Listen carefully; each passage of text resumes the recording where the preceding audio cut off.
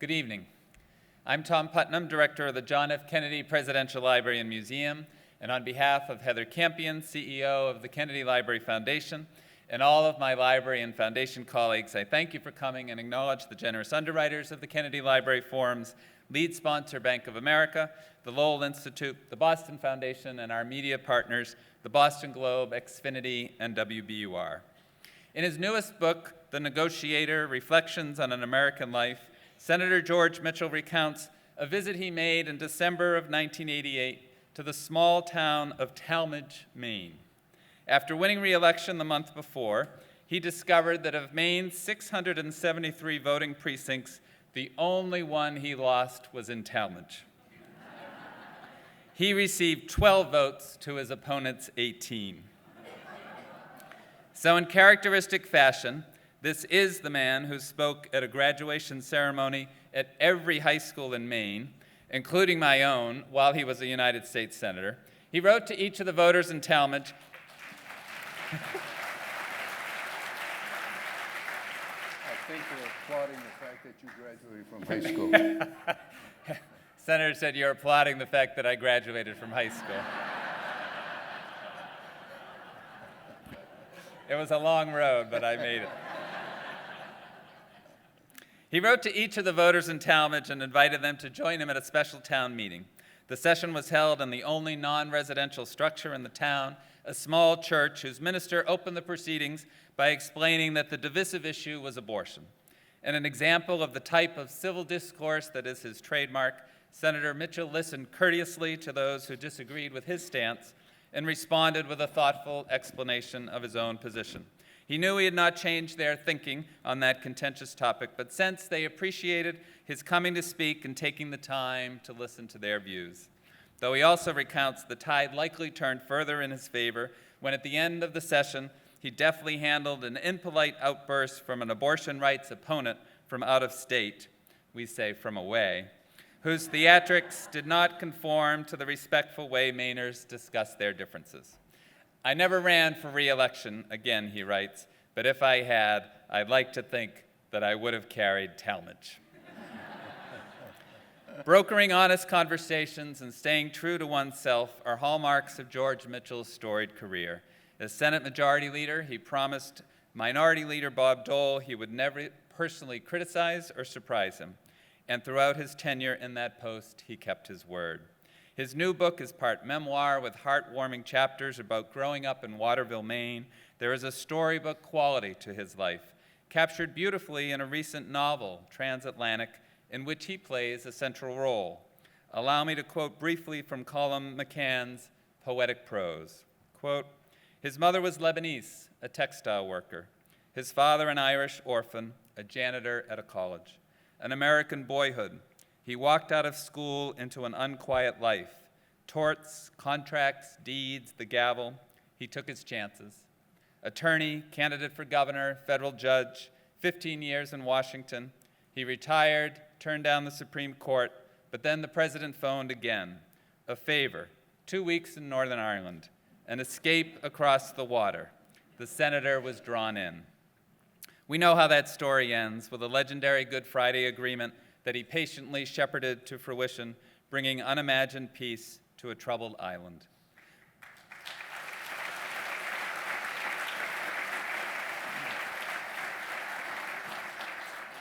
What is less known is the inspiration he derived from learning there were 61 children in Northern Ireland who were born on the same day as his son Andrew, and how he hoped each night as the negotiations wore on and on that his efforts the next day might allow each of those children to live their lives in a more peaceful land. I should note that a few months after the accord was signed, he and 8 political leaders from Northern Ireland were awarded a unique Profile and Courage Award bestowed by Senator Edward M. Kennedy and his niece Caroline on this very stage. And in 2011, he returned to Northern Ireland with his family, including his teenage son, to meet with the families of those other children born on October 16, 1997, Catholics and Protestants alike, facing, in his words, the ordinary issues of life in a democratic society. Senator Mitchell's new book, which engagingly recounts these tales and more, is on sale in our museum store, and he will sign copies following the forum. Our moderator this evening is Meghan O'Sullivan, the Jean Kirkpatrick Professor of International Affairs at the Kennedy School of Government. In 2013, Dr. O'Sullivan served as the vice chair of the all-party talks in Northern Ireland, which sought to resolve ongoing obstacles to peace. Previous to that, she was a special assistant to President George W. Bush and the Deputy National Security Advisor for Iraq and Afghanistan. In his inaugural address, President Kennedy proclaimed, "Let us never negotiate out of fear, but let us never fear to negotiate." He went on in soaring rhetoric to suggest the energy, faith, and devotion we bring to that endeavor will light our country, and the glow from that fire can truly light the world.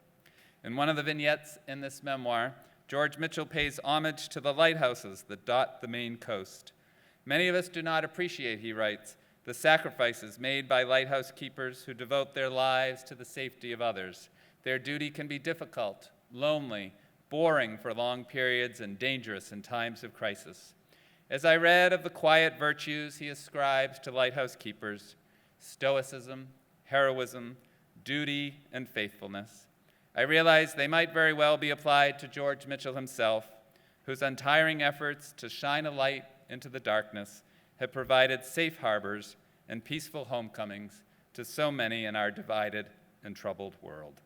Ladies and gentlemen, please join me in welcoming George Mitchell and Meghan O'Sullivan to the Kennedy Library.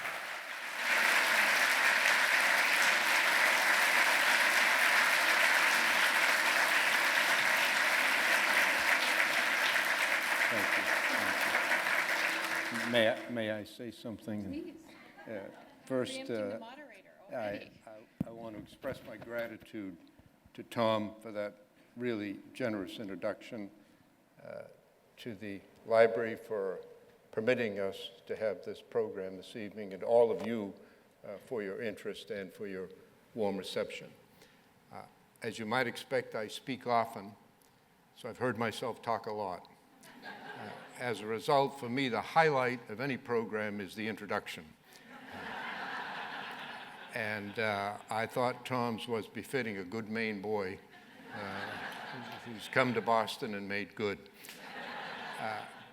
But there's a danger to this. If you hear that stuff 3 or 4 times a day, you might begin to believe it. And so I like to begin with a story about introductions and how I was once brought back down to earth. When I returned from Northern Ireland, I wrote a book about my experience there. As I'm doing now, when it was published, I went on a tour around the country to promote sales, and I received many invitations. I learned to my surprise that in the United States, there are more Irish American organizations than there are Irish Americans. And every one of them invited me to come. I couldn't go to all of them, but I went to many. And as I traveled the country, speaking at these Irish societies and clubs, there developed among them an informal competition as to who could give the longest, most fantastic, sometimes off-the-wall introductions of me. The proper reaction, of course, would have been to show some humility, to urge them to keep it short, but I had an improper reaction. I loved it. And I encouraged them.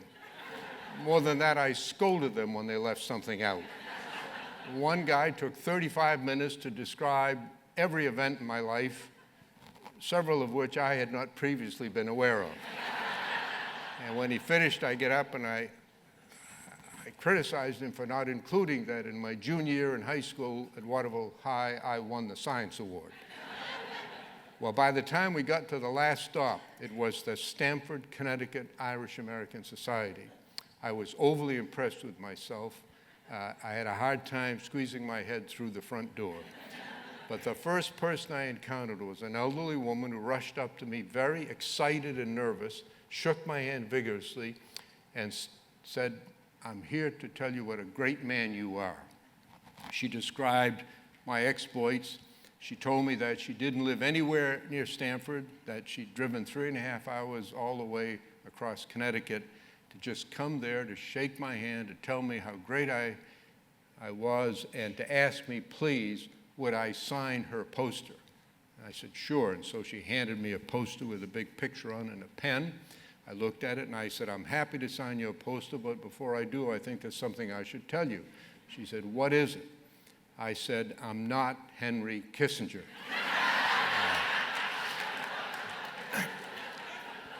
She said, you're not? Well, who are you anyway? And when I told her, she said, well, that's just terrible. She said, I drove 3.5 hours to meet a great man named Henry Kissinger, and all I've got is a nobody like you. I said, well, I'm sorry you feel so bad. I wish there's something I could do to make you feel better. And after a moment's pause, she said, well, there is. I said, what is it? She leaned forward. I leaned forward. In a conspiratorial manner, our foreheads were touching. She said, nobody will ever know the difference.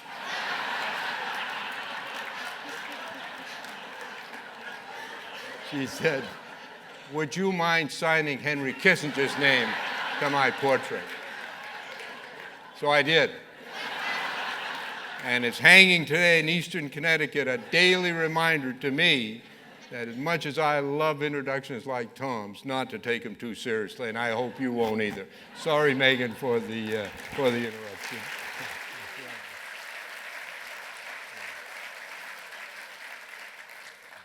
Thank you for that story, and thank you, Senator Mitchell, for joining us here in Boston. We're thrilled to have you, and thrilled to have you here at the JFK Library. And thank you for this really very beautiful book. It is entertaining, it's gracious, it's inspiring. In many ways, it's an ode to your family, an ode to Maine, or an ode to America.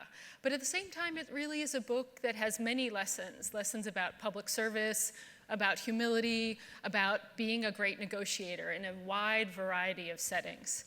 So I'd like to start by asking you a little bit of an open-ended question about why this book now? Why did you decide to write your memoirs today? You're clearly someone, as the book makes very clear, not so interested in retirement. You're still doing important and interesting things. Is there a message you feel needs to be delivered and that you are uniquely positioned to deliver? Yes. There are really two reasons I wrote the book. The first I've had in mind for a long time. It was to pay tribute to my parents. Like most human beings, my parents' influence on my life was very high. But also like most human beings, there was a period in my life when I didn't appreciate them as much as I should have. As I've grown older myself, their memories became more precise rather than more vague. And I thought more often than I had earlier in my life about them and the role they played, and so I wanted to describe that and to pay tribute to them. My mother was an immigrant from Lebanon. She came here when she was 18 and went almost immediately into textile mills, where she spent 50 years working the night shift while raising 5 children. She couldn't read or write. Her English was fractured with a heavy accent, but she was a strong and determined person, loving and generous, and was by far the most influential person in my life. My father was the orphaned son of Irish immigrants. He was born here in Boston, but never knew his parents. He was raised in an orphanage. There used to be a Catholic orphanage over at the corner of Mass and Huntington Ave, right about where the Symphony is now. And he spent several years there. Back then, the nuns used to take the kids out to the rural areas of New England on weekends, and at the end of Sunday Mass, they'd line them up in front of the church, and anybody in the church who wanted to adopt a child would take one by the hand and walk out. There was enormous potential for abuse, and there was enormous abuse, so laws were passed to prohibit that, but my father was lucky. He was adopted by an elderly childless couple from Maine who were not from Ireland, so he never mentioned that growing up. But he left school after the 4th grade, and he spent starting at the age of 10, spent his entire life as a laborer and as a janitor. But because of the openness of American society, combined with their efforts and determination, I was able to get an education and to go on to become the Majority Leader of the United States Senate.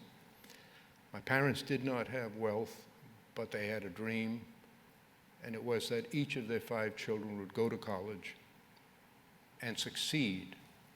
My lacking education, they had an extreme notion of its value, probably exaggerated. But my father was convinced that anybody who graduated from college would automatically be successful.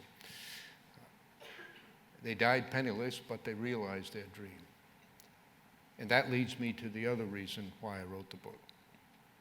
I was very lucky. I had many helping hands. I had opportunities that many others of my generation did not have. But I'm concerned that in our country, upward mobility, the type that I experienced, is not as available today as it was 50 or 70 years ago. That in fact, as great as our country is, as much progress as we have made, we are regressing in terms of seeing to it that every American child has a chance to go as high and as far as talent, willingness to work, willingness to take risks will carry them. And so over the years, I formed a dream about spending the rest of my life after leaving the Senate, trying to see to it that every child in Maine, and literally every child, has the same chance that I do. And this book is part of the effort to call attention to that in our society, to show what happened when one person had a chance, and what can happen when everybody has a chance. Thank you. And I think you really...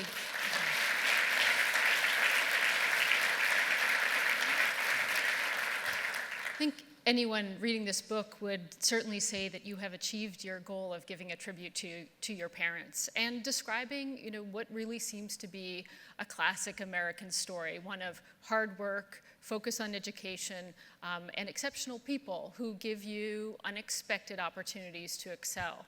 And you talk a lot about your mother. You mentioned her being the most important person in your life. You also mention a woman named Mrs. Whitten. Could you tell us a little bit about who Mrs. Whitten was? Elvira Whitten was an English teacher at Waterville High School when I attended. And in my junior year, she was my English teacher.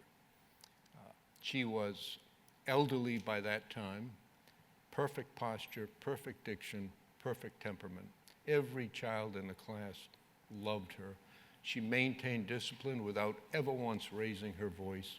Never had to scold anyone because everyone was so thrilled, really almost honored to be in her class. Early in that year, she asked me to come in to visit her after class one day. My first thought was, what did I do wrong? I sat at her desk and she looked at me and she said, "What do you read?" I heard and understood the question, but I was so surprised by it, I instinctively said, "What do you mean?" She said, "Well, what do you read? Do you read books, magazines, newspapers? What is it that you read?" I was embarrassed to have to tell her that I didn't read any books other than school textbooks, what was essential to get through school. I was too embarrassed to tell her that much of my reading was of comic books, what we then call funny books that are now comic books. She said to me, "I think you're ready for something more." And she handed me a book off her desk. I looked at it. The title was The Moon is Down by John Steinbeck. It's a very short novel. They call it a novella about the fictional account of the Nazi occupation of Norway during the Second World War. She said, "I'd like you to read this book, and when you finish, come back and tell me about it." She said, "This has no effect on your grade. If you want to read it, that's great. If you don't want to read it, that's up to you. It won't change your grade one way or the other." I took the book home. I read the entire book that night, and it was fascinating. The next day, I couldn't wait to get back and give her an oral book report, which was actually, excuse me, longer than the book itself. And she smiled and said, well, that's nice. She took the book back. She picked another one up off her desk. She handed it to me. It was called Parnassus on Wheels, about a mobile library. And I read that book, and that went on for a whole year. I read history, I read fiction, I read everything, chosen by Mrs. Whitman. But the last week of school, when I went back to get my next book, she said, I think you're ready to choose your own books. And I was taken aback, disappointed, frankly. She could see it, so she said, but if you find one you like, come back and tell me about it. So I spent a couple of weeks scouring the library and the public library and the school library, and I finally chose a 3-book series, the Bounty Trilogy, Mutiny on the Bounty, Men Against the Sea, and Pitcairn's Island, a fantastic story. And that started me on a life of reading. And I didn't realize it at the time, but Elvira Whitton changed my life in a way that I'm certain I would have led a much different life, and probably far less meaningful and productive than the one I had with about her. And I say in the book that in our society, we do not place a sufficient value on the men and women who teach, and when they do it well, inspire and lead our children in ways that you can't really measure until later in life. And Elvira Whitton changed my life. I have to confess that was a little bit of a self-serving question. I'm the 3rd generation of teachers in my family, and I knew I had read the book, so, but no, I think that's a real testimony, and it ties into what you were saying about giving opportunities to young people in Maine to study, and that has been one of your lifelong goals and achievements. Back to your family. So we're all, if we're lucky enough to have siblings, we're all influenced by siblings. Yes. And I imagine this was true in your case, especially given that you shared a single bedroom with 3 brothers, all of them athletic and no doubt rambunctious.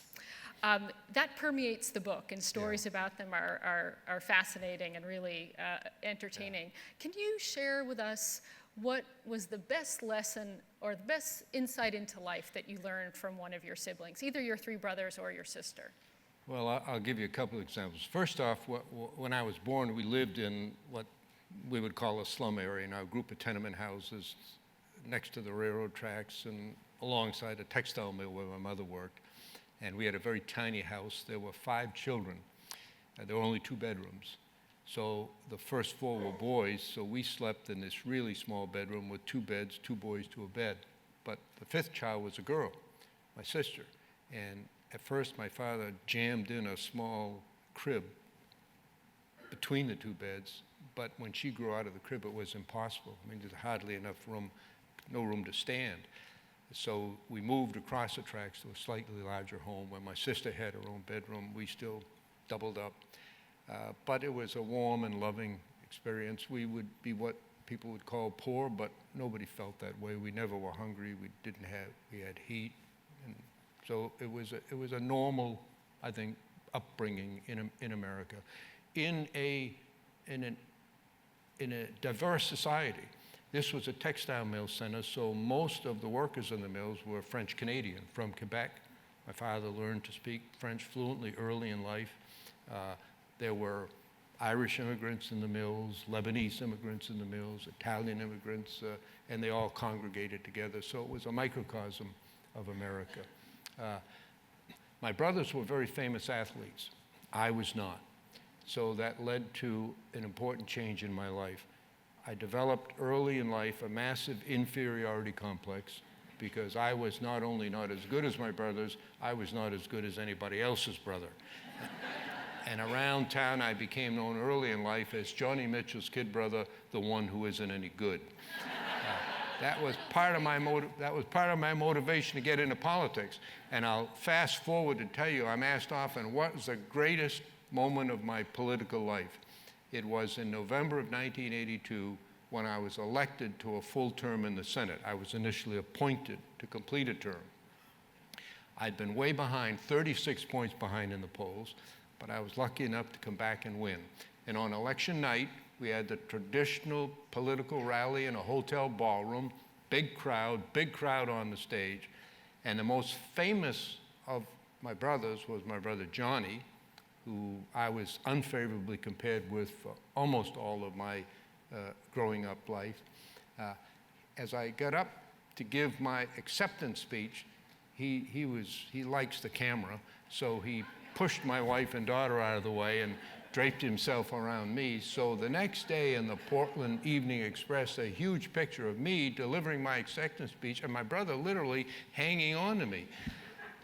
And the caption in the paper said, Senator George Mitchell celebrating his upset election victory, being cheered on by an unidentified supporter. That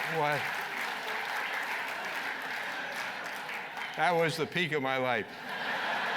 Now, one other story, I had another brother, Robbie, who is a great guy. He has unfortunately passed away, received wonderful treatment at the Dana-Farber Clinic here. He passed away from leukemia some years ago, but he was a tremendous entrepreneur. We all worked. I worked from the earliest days I can remember. My brother Robbie worked, but he used his brains while the rest of us were shoveling snow and doing manual labor.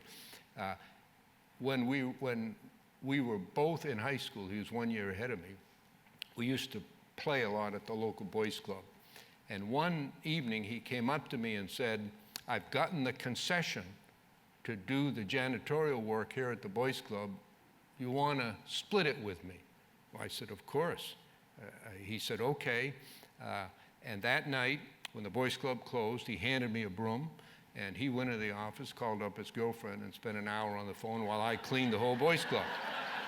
I didn't mind the dusting and the sweeping, but cleaning those latrines every night after a whole bunch of boys made a terrible mess there, I didn't enjoy that part of it. But he paid me $2.50 a week, which was great. A couple of months later, he said to me, I've gotten the concession to clean a small office building next door to the boys club. Same deal, we'll split the proceeds. I said, that's great. I did both of them each night, now between about 9 and 11, and he paid me $5 a week. Much later, I learned that he was getting $15 a week for each. So I did all the work, and he kept $25, and I got $5. And that didn't sound right to me, so I went to him and I said, Robbie, I said, I found out about this. This isn't fair. He said, wait a minute, he said. I am the one who got the concession. Without the concession, there would be no job, there would be no pay. Secondly, he said, I'm management, you're labor. And when I said split, that doesn't automatically mean 50-50. He said 90-10 is a split. And I thought to myself, someday I want to be management. So he gave me not only 2 good jobs, what income that was incredible for me at the time, and he gave me the motivation to elevate myself to management. And maybe there was the seeds of law school. So many of us, when we think of your service to the citizens of Maine in particular, we think about the 15 years that you represented Maine in the U.S. Senate. But of course, you had a long history of practicing law in Portland for more than a decade, and you were the U.S. Attorney for Maine. You sat on the U.S. District Court for Maine, and then later you were a federal judge. In your book, it suggests that your training for being a judge was not only when you went to Georgetown Law School, but also when you were in Berlin, when you were you served in the Army in the mid-50s, so shortly after, in the Cold War era. Right. What did your time in Berlin teach you that was relevant about how to be a prosecutor and a judge? Yes. Well, first I served in the U.S. Army, and I loved it. I learned there. I was only 20 when I graduated from college. I'd never been on a plane or a train. My first plane ride was in a military aircraft to Germany. My first train ride was a military convoy from Frankfurt to Berlin, Germany. I learned discipline, working with others. I was reinforced in my belief in patriotism and the value of our country. I felt it was an honor to serve in the Army, and I loved it. And I loved the job. At that time, there was no Berlin Wall. The reason the wall later was built was that thousands of people from East Germany and other communist countries were fleeing to the West. And they did it through Berlin, which was an open city. You could get on a bus in East Berlin and cross into West Berlin. You could walk to West Berlin. And when I was there, about 5,000 people a week were doing just that. Ultimately, the communists had to build a wall to keep people in.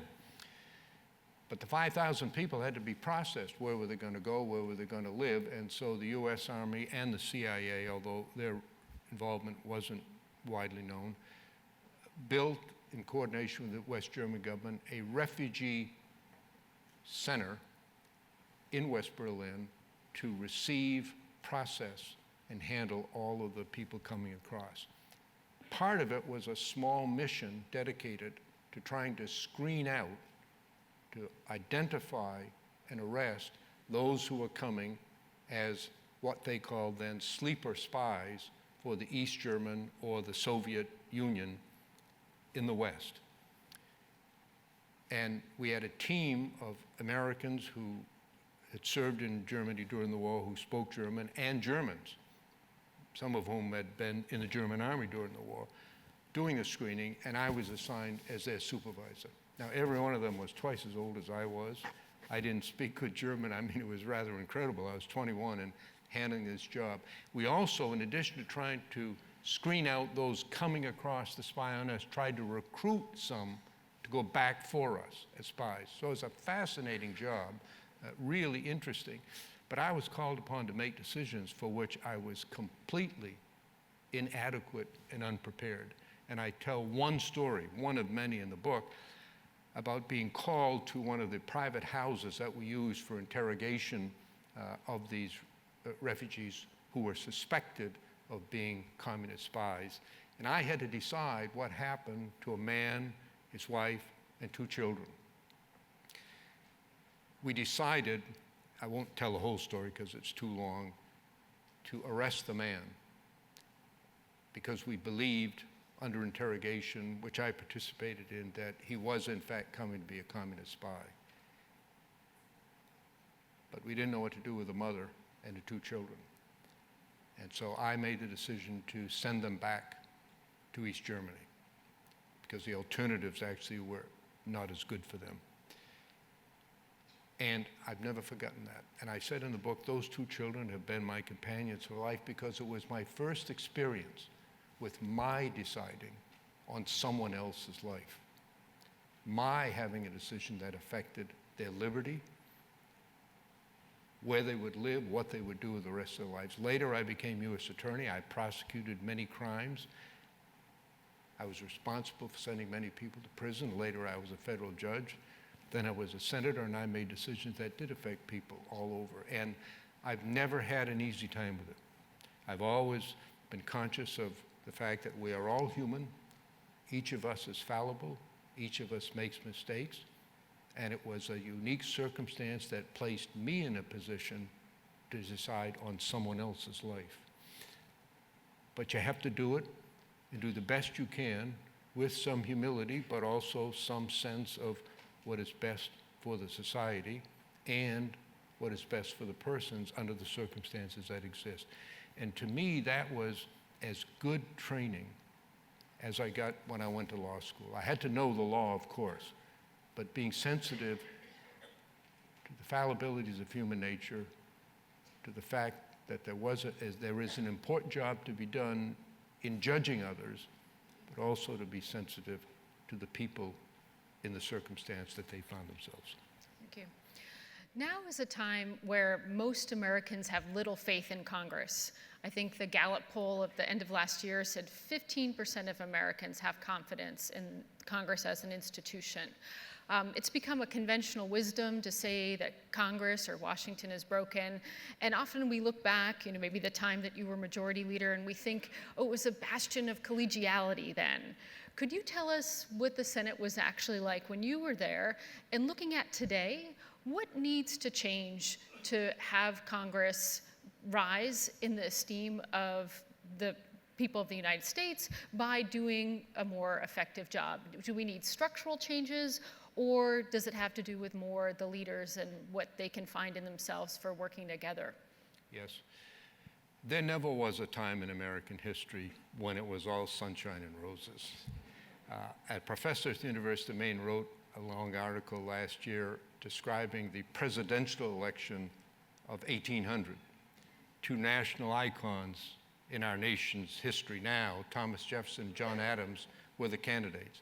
And what their supporters said about the other side is worse than anything said between Obama and Romney or any recent election. Now, the difference, of course, is the words were written, they were read by few, they were distant in time and place, so they didn't have the enormous impact that's created now by the ubiquity and power of electronic communications, in particular television and radio, and in very particular, the negative 30-second television spot, which has been both so effective and so damaging to our political culture. So when I was there, I thought it was very tough. It was not a bastion of collegiality, but we worked together. And we recognized that our highest loyalty had to be to the country and the people, even though we had a loyalty to our party and to the institution of the Senate.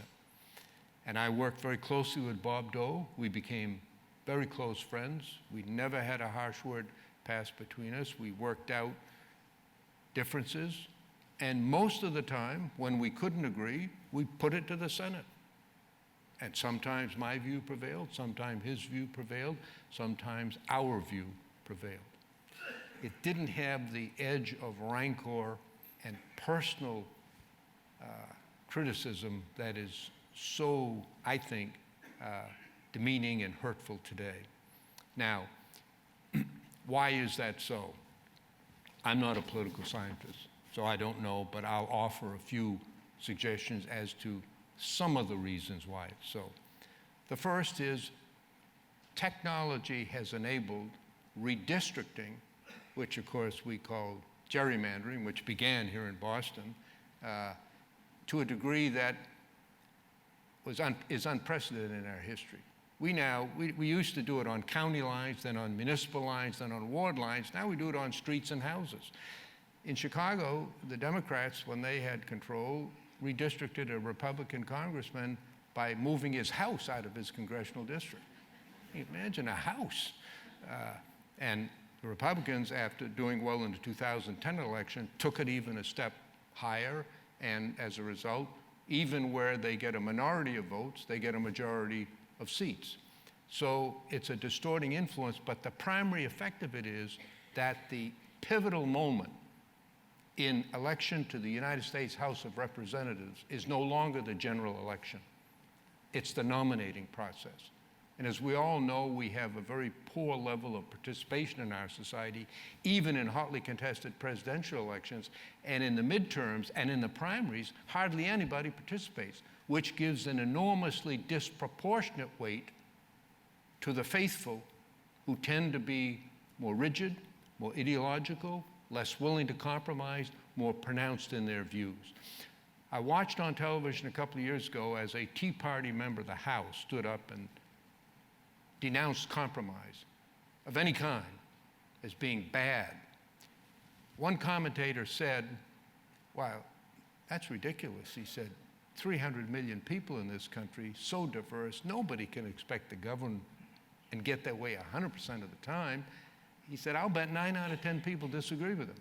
And the other commentator said, "Yeah, but he's talking to the one person who will participate in his nominating process, which encourages him to take those views." So right now, Meghan could tell you, of the 435 members of Congress, which party will win about 80% of those seats next year, without even knowing who the candidates are or what the issues are. They're a lock. That reduces competition and encourages the kind of rigid, ideological, often negative positions taken on both sides.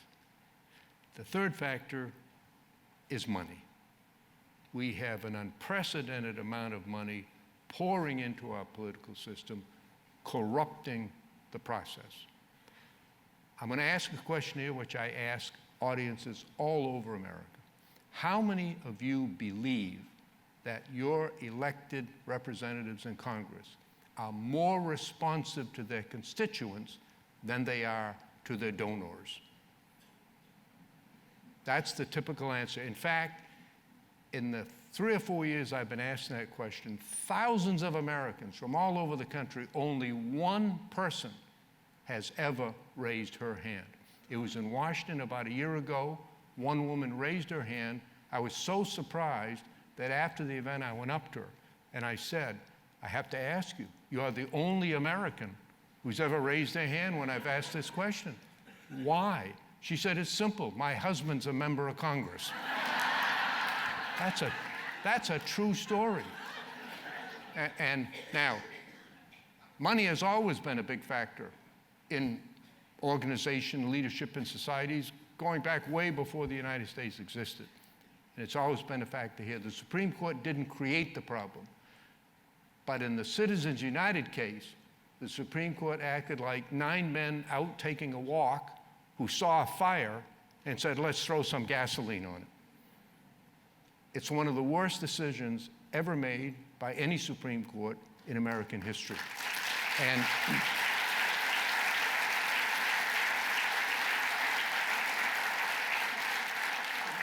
you're at a library, so I assume you read. I challenge every person in this audience to get a copy of that opinion and try to get through it. It is impenetrable, illogical, and it describes an American political life that doesn't exist and ignores the political life that does exist. And the consequence, clearly not intended by the judges, is to have much more money and much less transparency. And it was terrible when I was there.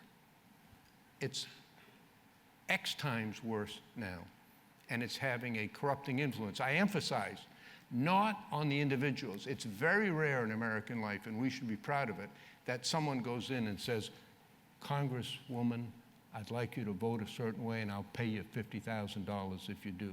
That doesn't happen. But the answer to your answer to my question demonstrates that the bond of trust between the American people and their elected representatives, which is crucial to an effective democracy, has been severed. Not that it's in danger, it's been severed. That's why Congress has a 15% rating, because people don't think they are being represented. They think they're second in line behind money. And the truth is, they are. And that's a bad thing for democracy. So I think how we could change it, probably can't, but I would try to address these. Iowa and California are leading the way to try to remove politics as much as possible from the redistricting process, to create nonpartisan, in some cases judicial, groups, commissions, who will do the redistricting in a way that is as less partisan as possible. I think that will be a big improvement. And the second will be if we can figure out reasonable restraints on the amount of money coming into the process. Greater transparency, less money. The court is a huge obstacle there as well, but somehow, if we can do those two things, I think we'd go some distance, maybe not all the way. And there undoubtedly are other factors that people more knowledgeable than I can and will identify, but I think these two steps would help. Maybe that's an argument for why you should have taken the Supreme Court justice slot. Well, you know, people ask me all the time, do I regret turning it down? And I said, only when I read a couple of decisions that I didn't agree with. Well, but on the flip side, had you done that, you wouldn't have done what you did in Northern Ireland, which was truly historic. The Negotiator, the name of your book, really refers to your whole life, from your stories about your brother Robbie, all the way up to what probably you're most well known for in terms of negotiation, and that is really marshaling the Good Friday Agreement forward in 1998. So I'd like to ask you just a couple of questions about that. I worked on Northern Ireland twice, both times with Richard Haas. And Richard used to say, "This is a great job for me. It's a great job for a Jew." Richard's Jewish. And of course, as you know, the conflict in Northern Ireland has been largely a sectarian one between Catholics and Protestants. So he felt like he was, not partisan or not sectarian in any way. Now you are a Catholic, and your grandfather was born in Ireland. Did you have to overcome a perception of bias on the part of those with whom you were negotiating? And if so, how did you do that? Oh, yes. When I first went, there were tremendous protests against me by some of the parties on the Unionist or Loyalist side. In their view, I was an American, 1 strike, a Democrat, 2 strikes, and a Catholic, 3 strikes. So they were adamantly opposed to me, and there were many other criticisms. One which was interesting, I met with a group of those who opposed me. I asked to meet with them, asked what the problem was, and they described the problem. And I had brought with me on my staff a woman who had been my administrative assistant in Washington for many years. And she came with me, and we were meeting in a hotel in a meeting room, and her name was Martha Pope. So one of the questions I was asked was, well, Martha Pope, what religion is she? And she had worked for me for 15 years. And I said, honestly, I don't know. And I didn't. We don't go around asking people here when they apply for a job what religion they are. We just don't do it. And obviously they didn't believe me. And I said, I don't know. I said, but look, Martha's in a room in the hotel. I'll call her. And so I called her, and I said, Martha, could you come on up here? She came up. When I hung up, I thought, what if she is Catholic? So she came up, and I said, what religion are you? She said, I'm a Methodist. I said, well, the way I overcame it, I ended up buddy-buddy with all these guys. And what happened was, it took so long. You know as much or more about Northern Ireland than I do, because you've been there more recently. Everything takes forever to discuss. And I chaired 3 separate sets of discussions over a span of 5 years. I wasn't there 5 years straight, but I was back and forth and there a lot. And I had to make decisions, hundreds of them, some inconsequential, some meaningful. And I did it, I thought of myself as acting like a federal judge, to be fair and impartial, to make sensible decisions. And over the course of time, they began to recognize that. And the guys who were opposed to me on the first day said to me that we don't recognize you as chairman. I said, well, you're here. And they said, well, but we're not going to call you chairman. I said, you're not? I said, well, what are you going to call me? And they said, senator. I said, well, that's fine. I've been called senator for a long time. I don't have any criticism of that at all. That's wonderful, because I've been called a lot worse many times. And over time, I knew I was doing well when they started calling me chairman. So it all worked out in the end. Those small subtleties really say a lot. As we were talking about, the Good Friday Agreement brought people out of conflict, moved people from violence into politics, where primarily the disagreements have stayed, and that's an enormous achievement. And one of the factors that made this all possible, one of the kind of key factors in the Good Friday Agreement, was this strategic ambiguity, this idea that both sides could look at this very central question about whether Northern Ireland is going to remain part of Great Britain or will become part of a united Ireland. It was left in such a way that both communities were able to look at the future and think, the future's going to go our way. And so in some ways, that was really one of the keys to unlocking success at this period of time. But I wonder to what extent you were concerned about the fact that that question remained unanswered, the constitutional status of Northern Ireland. And to what extent did you worry about it potentially becoming an issue again later? Or did you think that over time it would become a less relevant question? And how has that worked out from your perspective? Yes. The Good Friday Agreement was a political compromise reached among groups that had widely divergent views, widely divergent analyses of history as well as of the future. It is, like all human efforts, imperfect. I said on the day that I announced that it had been reached that by itself the agreement did not guarantee peace, stability, or reconciliation.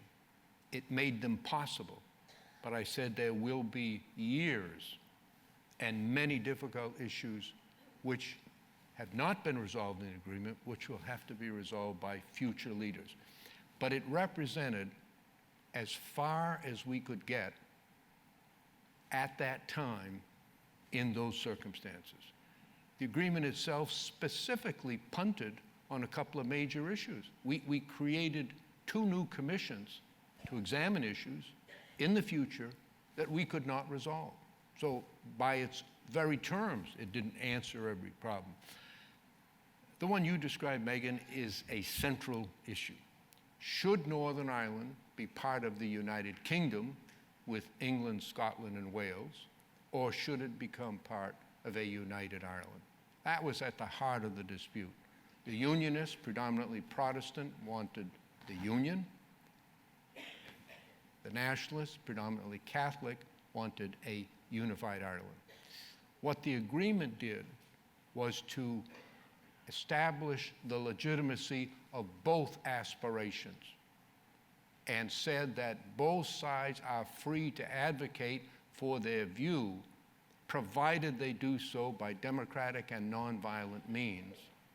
And it left that decision to be made by the people of Northern Ireland themselves. At any time, a referendum can be called on that question. It has never happened in the 17 years since the agreement because given the population figures where they are, with a majority of Protestants, given the continued segregation of the society, given the lack of genuine reconciliation, the outcome is inevitable. Now, nobody can say whether population will change, and if it does, whether that automatically will induce nationalists to seek a referendum, or whether what has already happened in the public opinion polls, attitudes will soften.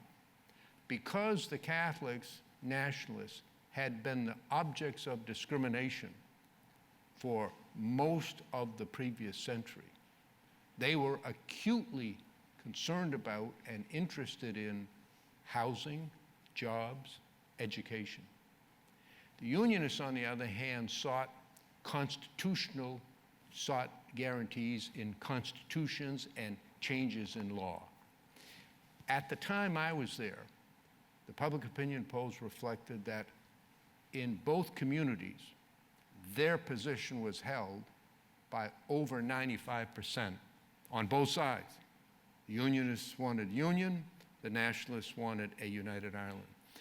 But polls have shown over the past 17 years that as discrimination has fallen by the wayside, as education, opportunity, housing, jobs have become available to more and more nationalists, their demand for a unified Ireland has gradually gone down, particularly when the Republic of Ireland went through a very serious economic difficulty. Meanwhile, the percentage of Unionists who want to stay in the Union has remained very high. So population figures are critical, but not in and of themselves decisive. And I think what we did was to say, you both have a right to advocate for your view. We'll put it in writing, legitimizing both aspirations. But you have to do it with ballots, not bullets and bombs. And that's the major accomplishment. They're now fighting orally in a debate in a parliament as opposed to with bombs and guns out on the streets of Northern Ireland. Excellent.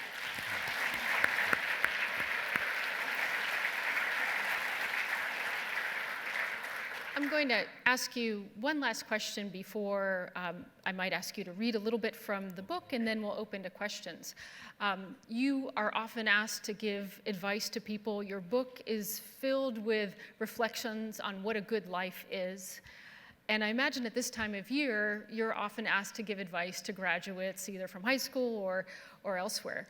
I'd like to ask you to give advice to a different group of people, in part because my father, Michael Sullivan, is here tonight. He is the son of Irish immigrants and recently retired. And I wanted to ask you, because you reflect on retirement in your book, what advice would you give to people about retirement and about that stage of life? I think first it's highly individual. And I ordinarily don't like generalizations anyway, and I think with respect to retirement, generalizations just don't apply. There was a time in our nation's life, during my lifetime certainly, when a majority of men worked at hard manual labor. My father was an example. My father retired when he was 72 and when he was 65, and it was appropriate. He'd worked hard and long all of his life in very difficult circumstances. And I think that was the case for many, many men of that era. The technological information revolution through which the world is now passing is changing work. And it's one of the reasons why I think we have to change our methods of education and thinking about jobs and opportunity. As a result, fewer and fewer people work at hard manual labor that drains their bodies of strength and vitality after 40 or 50 years, as happened to my parents. And so I think for those who want to do it, life is not only extended, but it's enhanced by activity, both physical and mental. Now, I'll tell a story just to close this. A few years ago, the Jewish Federation of Southern California gave me an honor.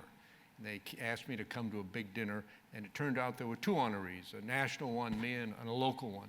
And the local one was an accountant in Los Angeles who was 98 years old. The guy talked just like us. He walked without any hesitation. So I said to him, I said, people must ask you all the time, what's the secret? And he was a wonderful guy, very small man. He had been born in Mexico City of a Jewish family. They emigrated to LA and started a family accounting firm. It grew to be a sort of a regional firm. He said, I have two answers, one of which I have no idea if it's relevant, and the second of which I'm certain is relevant. He said, the first one is I've never had a bite of meat. He said, I don't know if that means anything or not. He said, I know a lot of very healthy people who eat a lot of meat. But the second one, he said, I know is crucial. He said, I never stopped working. He said, when I turned 65, a bunch of my friends retired, and within 2 years, they were all dead. So when I turned 72, another bunch retired, and within 1 year, they were all dead. And I said, I got to keep working because I don't want to join them. So he said to me, at 98, he said to me, he goes to work 9 o'clock every morning. He works till 1, helps to own the firm. At 1 o'clock, he said, he goes in and has lunch with his partners. One of his sons is a partner and others. He said, we don't talk business. We talk world affairs, we talk politics, we talk about, the Middle East, Russia, et cetera. About 3 o'clock, I go home, I take a nap. Then he said, I spend the night just like you. He said, going out, watching TV or something. The guy was terrific at 98, and it made an impact on me. In fact, I cut down on my meat intake after I met him. It might or might not be relevant. So I think staying active is good, but here's the real reason. I got married when I left the Senate. I want to digress and tell another humorous story now. People ask me how to negotiate. So different messages to different audiences, but for husbands, here's how to negotiate. When I got married, when I retired from the Senate, I want to live in Maine. My goal has always been to go back and live in Maine. My wife wanted to live in Manhattan. So we negotiated, we compromised, and we live in Manhattan. That's the end of the story. So, and we had children, so I've got teenage kids, so I told a reporter that I've got to work till I'm 109 to get them through college. So I don't have any choice, but I think it's staying active physically and most important mentally. And work does that, but you can do it without having a full-time paid job. And what I tell graduates, you didn't ask me what I tell graduates, is to do something meaningful in life that is larger than your self-interest. So I find some of the most engaging elderly people, and as I age, I get to know more and more of them, who are working harder than ever before, but not earning a dollar. They're doing good things.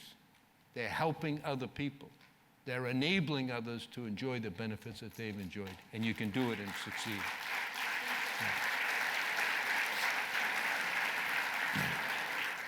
Now, one final story before we go to questions. I appeared at an event like this in Manhattan a week ago last night, and I was introduced by Colin McCann, who is a terrific writer, an Irish-American novelist who's written several best-selling books. And as we walked up to go on the stage, it wasn't a Q&A. He introduced me, and then I spoke and took questions. He said to me, "What portion of your book are you going to read tonight?" And I said, "Oh, I didn't plan on reading anything from the book. This is my 5th book. I've never read anything from a book." "Oh," he said, "real authors read from their books, book event." And I said, "Well, I really would like to be a real author." And I said that night that my being introduced by Colin McCann at a literary event was like a little leaguer being introduced by Babe Ruth at a baseball event, or Ted Williams, a better example here.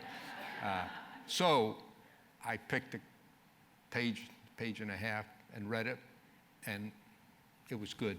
So every stop I've made since then, I now read. This is the last page and a half of my book, and as I said at the outset, it's about my parents. On the hundreds of long flights to and from Ireland and the Middle East, I tried to imagine my mother's early life. What was it like for a young girl growing up in the hills of southern Lebanon? What was her parents' life like? Arabic-speaking Christians living in a Muslim-majority land. I asked the same questions about my father, who never knew his parents, and who went from a Catholic orphanage in the center of Boston to the cold forests of northern Maine, where, as a boy, he worked among men. I wondered about his parents. Much has been written about the Irish immigrants who succeeded in America, but little has been written about the many who failed. Their lives often were as hard and as barren as the huge rock formations on the west coast of Ireland. Had that been the fate of my grandparents and their parents? On a recent flight across the Atlantic, I saw the sun rising in Dublin as the plane touched down. I was drowsy, but my mind was awake with thoughts and dreams about those whose blood is now mine. I thought of 2 stories of Ireland and Lebanon, familiar stories that always make me smile.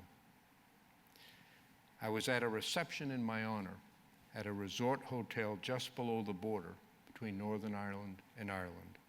A bridge between them had been destroyed during the Troubles. It now had been rebuilt and was to be called the Peace Bridge and named after me.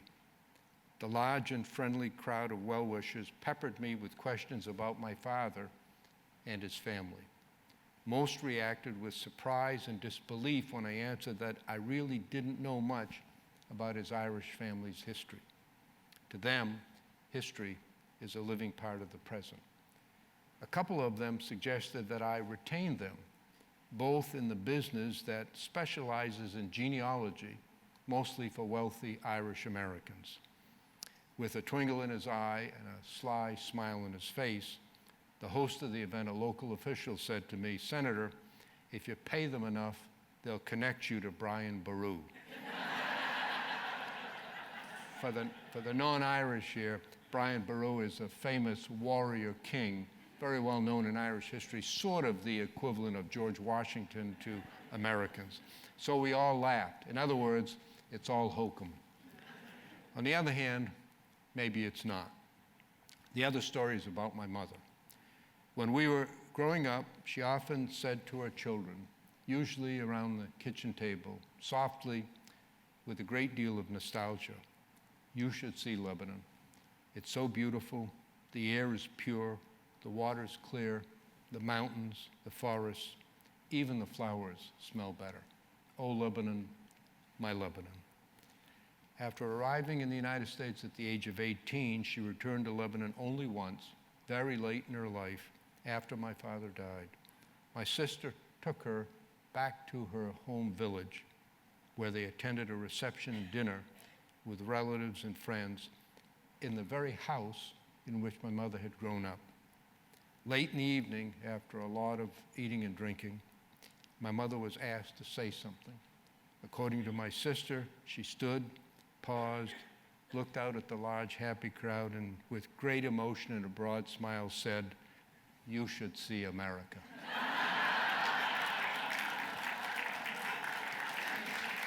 She said,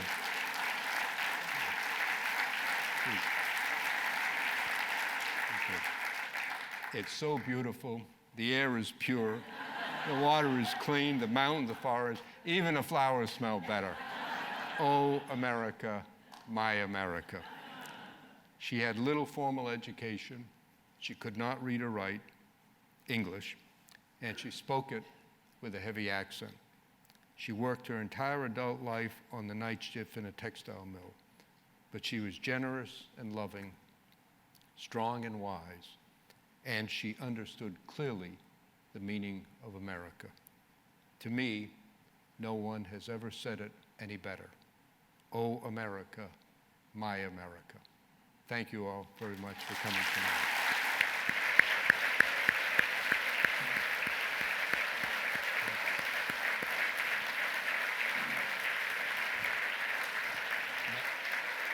Thank I you. have trouble hearing sometimes, so you... Okay, we have time for a few questions, and obviously this crowd needs no prompting. I will start with the gentleman in the Irish green sweater. Senator, when you think of a politician, I always think of one anecdote about the individual, okay? JFK, the famous speech, ask what you could do for your country. Jimmy Carter, he ran the tennis courts in the White House. No one else could touch him but him. He gave out the assignments, right? Maybe Tip O'Neill, his famous one was, all politics is local. Okay, Danny Quayle, perhaps, his experiences with Candace Bergen, that famous speech. All your accomplishments that I recall right now have been accomplished after you left Congress, right? You started having children, you're married in Manhattan, you went over to Northern Ireland, the baseball controversy that you addressed. After reading your book, what will I remember is something as anecdotal that you accomplished in your period of time in the Congress? There were, I mentioned just two legislative battles. One of them was the Clean Air Act, which took about 9 years to enact. And I wrote about it because it is a good example of what can be done in a bipartisan way. It became law principally because President George H.W. Bush reversed the policy that the Reagan-Bush administration had taken of opposition to the Clean Air Act, came out for it, and that made possible legislation. And I negotiated over a period of many, many months with the President's representatives, and we passed a law that, according to many reports, which have been written on this year being the 25th anniversary, that it has resulted in 2 million fewer premature deaths among Americans over that 25-year period. And it has caused a lot of other good things. So I hope people will remember that. I wrote a lot was participated in writing a lot of other laws that I think have a benefit. I mentioned just a couple of them in here. And I tried very hard to represent the people of Maine in a positive and productive way. Thank you. Sir. Senator Mitchell, thank you very much. Greatly appreciate all that you've done for the United States. My question is something that you kind of left out of your book about Penn State University.